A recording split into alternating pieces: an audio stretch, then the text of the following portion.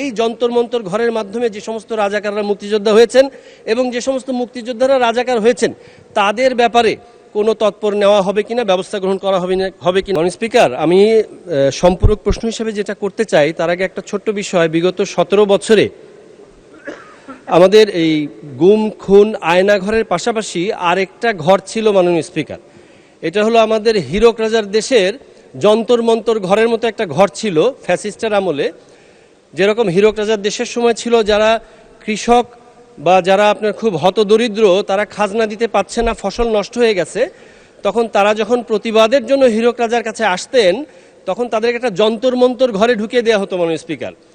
এরপরে বের হওয়ার পরে যে মন্ত্রটা শেখানো হতো সেই মন্ত্রই তারা বলতো এবং সেটাই মাথা পেতে নিত।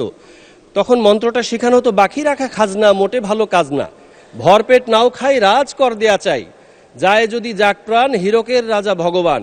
তেমনিভাবে মাননীয় স্পিকার, আমার এলাকা সহ বিভিন্ন এলাকা আমি প্রমাণ সহ দিতে পারবো, এমনও হয়েছে যে আপনার 2009 সাল পর্যন্ত তাকে মুক্তিযোদ্ধা হিসাবে কেউ চিনত না, রাজাকার হিসাবেও চিনত না, কিন্তু 2008 সালের পরবর্তীতে দেখা গেছে যে তাকে রাজাকার বানানোর চেষ্টা করা হয়েছে।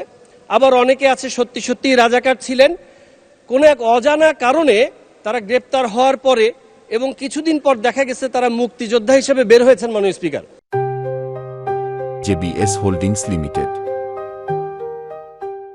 তো যদি আপনার आपस में যখন সমঝোতা হয়ে যায় তখন দেখা গেছে যে রাজাকারও মুক্তিযোদ্ধা হয়ে বের হতো ওই মেশিনের ভেতর দিয়ে, আবার অনেক সময় মুক্তিযোদ্ধারাও যদি সমঝোতা না হয় রাজাকার হয়ে বের হতো। মুক্তিযোদ্ধা তো সমঝোতা করবেই না মাননীয় স্পিকার, তাদের রক্তের উপরে আমরা এখানে দাঁড়িয়েছি।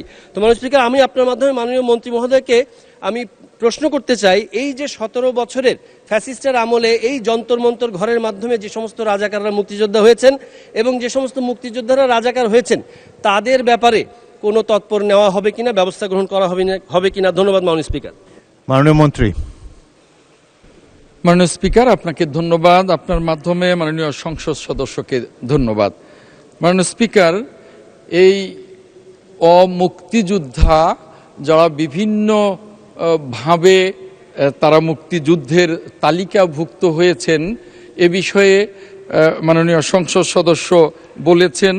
আমরা এই মুক্তিযোদ্ধা মন্ত্রণালয় এ বিষয়ে কাজ করছি।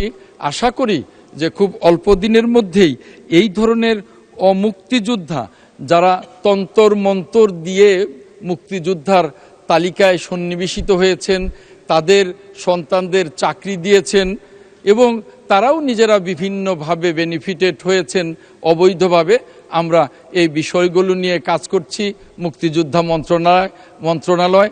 আশা করি অল্প দিনের মধ্যে এই বিষয়ে আমরা সুনির্দিষ্টভাবে এর সংখ্যাও বলতে পারবো এবং জাতির সামনে সুনির্দিষ্টভাবে উপস্থাপন করতে পারবো।